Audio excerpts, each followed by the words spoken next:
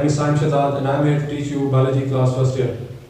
Students, हमने अपने पिछले लेक्चर में फाइलेटिक लिनेज को बहुत डिटेल से डिस्कस किया, उसके पॉइंट्स को देखा है। आज अब हमारा जो टॉपिक है वो है बायोलॉजिकल मेथड। ये बायोलॉजिकल मेथड हमने 9th क्लास के चैप्टर नंबर 2 में डिस्कस किया था बहुत डिटेल से। आज इसी टॉपिक को हमने अब फर्स्ट ईयर की क्लास में डिस्कस करना है।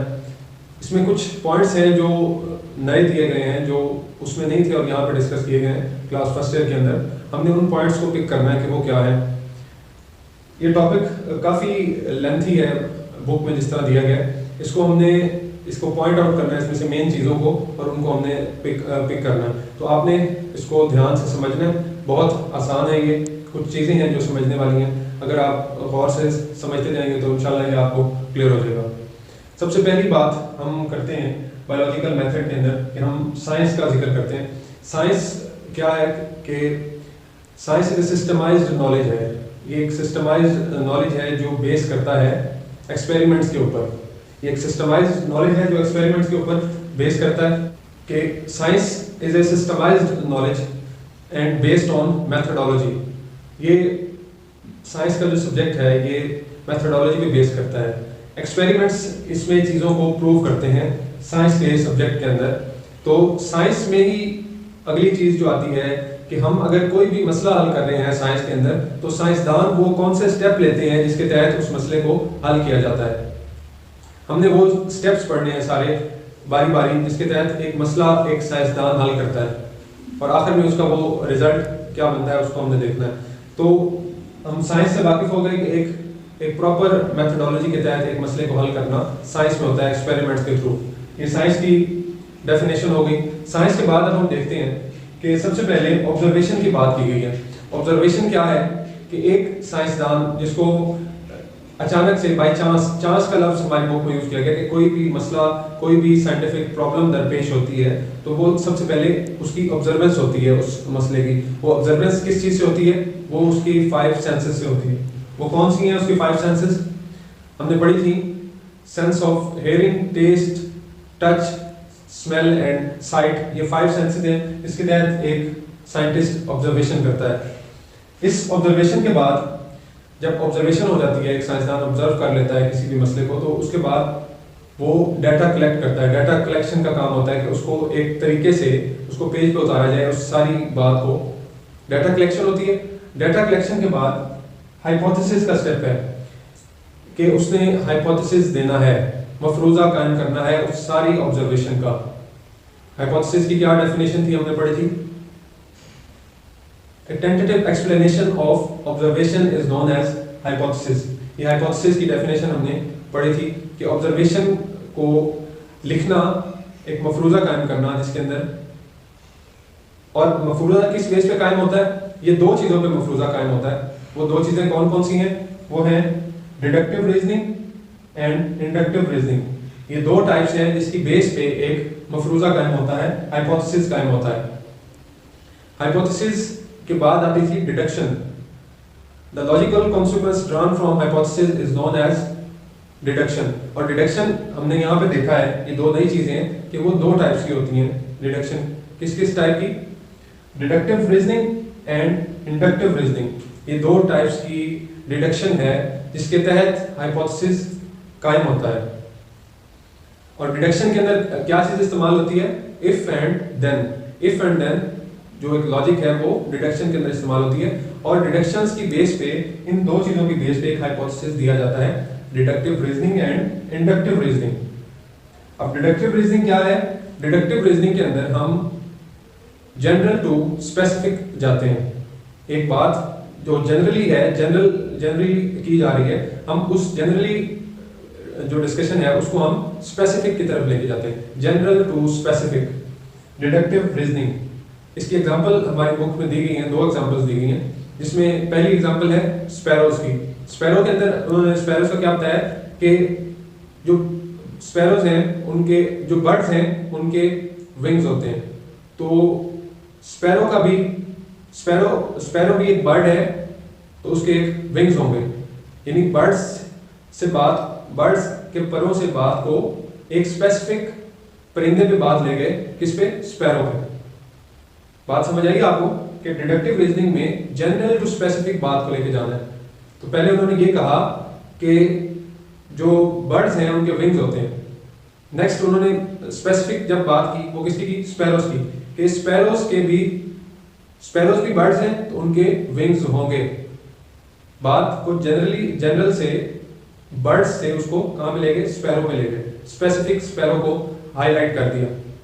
तो ये क्या है, डिडक्टिव रीजनिंग। इसी तरह उन्होंने दूसरी एग्जांपल दी प्लांट्स की, कि जो ग्रीन प्लांट्स हैं वो फोटोसिंथेसिस करते हैं, ये पहली बात होगी। नेक्स्ट उन्होंने जो एक खास बात की है वो ये कि सारे ग्रीन प्लांट्स जब सनलाइट नहीं होगी तो हाइपोथेसिस नहीं कर सकेंगे। यानी उन्होंने उस बात को स्पेसिफिक कर दिया कि अगर ग्रीन प्लांट्स वैसे तो फोटोसिंथेसिस करते हैं, लेकिन अगर सनलाइट नहीं होगी तो ग्रीन प्लांट फोटोसिंथेसिस नहीं करेगा। जनरल टू स्पेसिफिक चले गए बात को लेके, पहले जनरल बात की उससे स्पेसिफिक बात को लेके, वो इसको हम क्या कहते हैं, डिडक्टिव रीजनिंग। इसी की दूसरी टाइप है जिसकी बेस पे हाइपोथेसिस क्रिएट किया जाता है और साइंसदान ज्यादातर ये चीज इस्तेमाल करते हैं जिसको हम क्या नाम देते हैं, इंडक्टिव रीजनिंग का। ये इंडक्टिव रीजनिंग क्या है, इंडक्टिव रीजनिंग से मुराद के स्पेसिफिक टू जनरल, स्पेसिफिक खास चीज से जनरल चीज को इजाद करना, जनरल चीज को बताना, किसी खास बात से जनरल बात की तरफ आना, इसको हम इंडक्टिव रीजनिंग कहते हैं। इसमें बर्ड की क्या मिसाल है कि अगर स्पैरो जो एक बर्ड है उसके विंग्स हैं तो बाकी जितने परिंदे हैं जिसमें पैरट शामिल है, ईगल शामिल है, उनके भी तो परिंदे हैं। इसका मतलब हुआ कि जितने भी बर्ड्स हैं सबके ही पर हैं। अब हम एक स्पेसिफिक स्पैरो की बात को लेके बैठे थे, उससे हम अब सारे परिंदों की तरफ आ गए और फिर हमने ये कहा कि सब परिंदों के ही पर है, सिर्फ बर्ड के स्पैरो के पर नहीं है बल्कि सारे परिंदे जिसमें पैरट ईगल शामिल है उन सब के ही पर है। तो इसका मतलब है कि सारे परिंदों के पर होते हैं। ये एग्जांपल होगी इंडक्टिव रीजनिंग की, specific to general, inductive reasoning. Hypothesis के ये दो तरीके हमने पढ़े कि इस तरह हाइपोथेसिस डिवाइस किया जाता है, डिडक्टिव और इंडक्टिव रीजनिंग के तहत।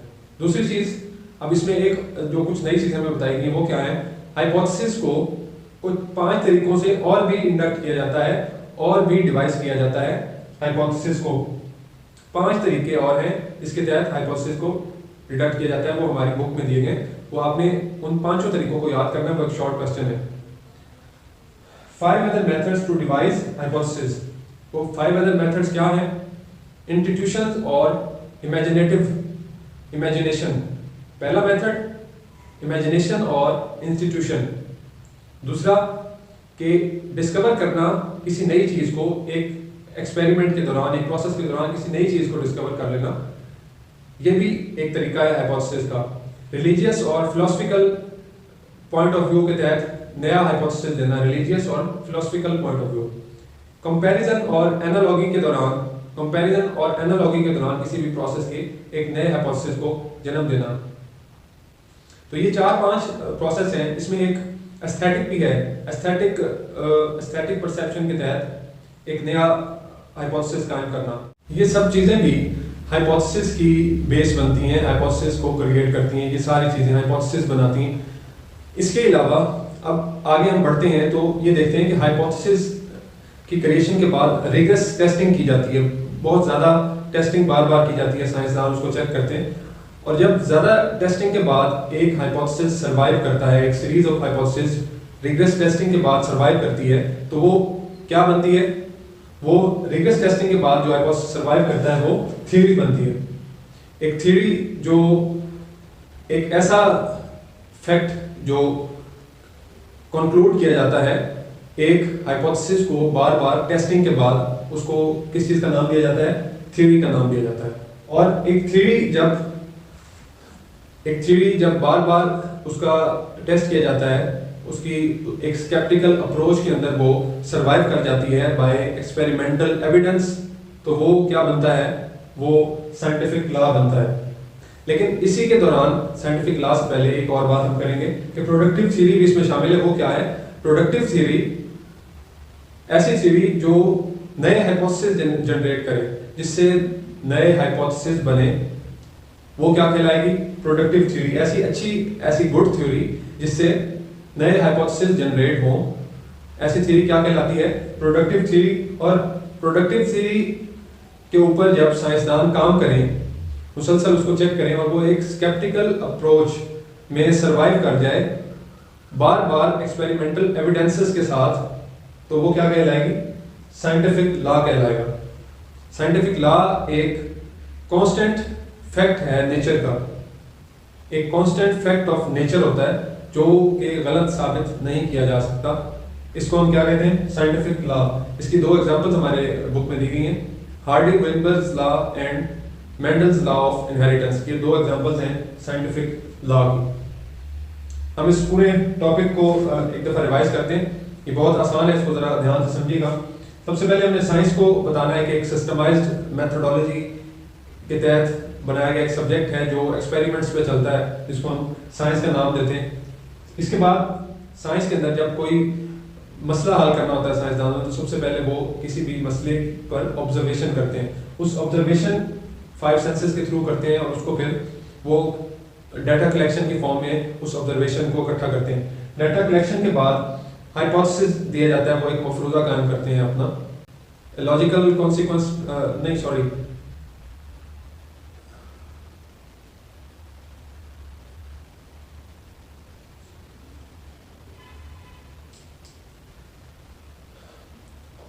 हाइपोथेसिस जनरेट करते हैं, एक मफरूजा कायम करते हैं अपनी ऑब्जर्वेशंस की बेस पे।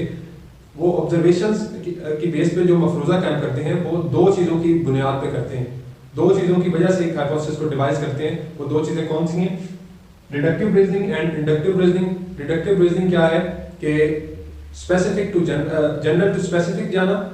Deductive reasoning and inductive reasoning में क्या है कि स्पेसिफिक टू जनरल जाना, वो है inductive reasoning. Deductive reasoning general to specific जाना। डिडक्टिव एंड इंडक्टिव में क्या है? Specific to general. ये इंडक्टिव रीजनिंग है। इसकी एग्जांपल्स हमने पढ़ी हैं, इसके अंदर ग्रीन प्लांट्स की एग्जांपल है और स्पैरो की एग्जांपल है, हमने पढ़ी है। बर्ड्स में स्पैरोज की एग्जांपल है, तो ये एग्जांपल्स आपने रीड आउट कर लेंगे। उसके बाद हमने 5 और मेथड्स हाइपोथेसिस के पढ़े हैं जिसके तहत हाइपोथेसिस को जनरेट किया जाता है। वो एक शॉर्ट क्वेश्चन है, उसको आपने देखना है। इसके बाद थ्योरी देखिए हमने कि कैसे एक हाइपोथेसिस जब उसको बार बार टेस्ट किया जाए तो एक थ्योरी बनती है। और थ्योरी की भी एक टाइप है कि प्रोडक्टिव थ्योरी, ऐसी थ्योरी जिससे नए हाइपोथेसिस जनरेट हो और एक थ्योरी जो एक स्केप्टिकल अप्रोच में सर्वाइव कर जाए बार बार एक्सपेरिमेंटल एविडेंसेस के साथ, वो क्या बनता है? Scientific law. और साइंटिफिक लॉ की दो एग्जांपल्स हमने पढ़ी हैं, Hardy Weinberg's law and Mendel's law of inheritance.